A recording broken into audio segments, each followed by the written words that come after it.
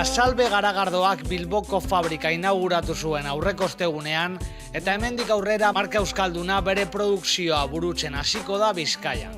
La Salvek berreskuratu egiten du horrela bere garagardaren ekoizpen lokala Bilboko aurreko fabrikak 1977an ateak itxi ostean eta lurraldean sortutako hirugarren fabrika martxan jartxarekin oso pozik agertu ziren enpresako arduradunak. La Salve fabrikan gaude, La Salvek eraiki duen hirugarren fabrika. Lehenengoa, La Salve lekuan zegoen, da gaur egun zubia dagoen leku horretan.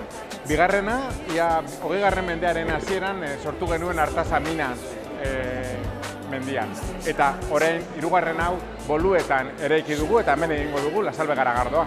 Eta zer suposatuko du fabrika berri horrek Bilbon egoteak?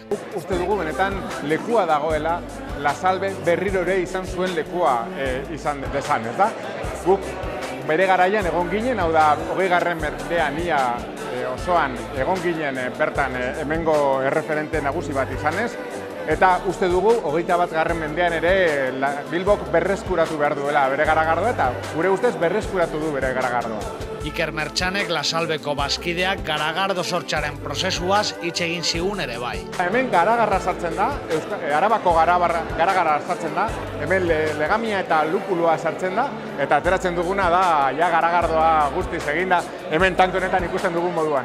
Ildo berean, enpresatik gogorarazi zuten produktu berriak eskaintzeko aukera behar bezala aprobetxatuko dutela. Gure fabrika dugunez, hemen ikusten dugun fabrika hau dugunez, gero eta errezeta gehiago frogatzeko eta egiteko aukera izango dugu. Hau da, gero eta froga gehiago guk hemen divertitu nahi dugu, gauza ezberdinak eginez. Gure intentzioa da, nazioarteko garagardo gile horiei aurre egitea, hemen ekoiztutako garagardo bat eta produktu bat kaleratuz eta benetan zehozer ezberdina eskainiz. Ez ezazue pentsa eta anima zaitezte La Salve berria daztatzera.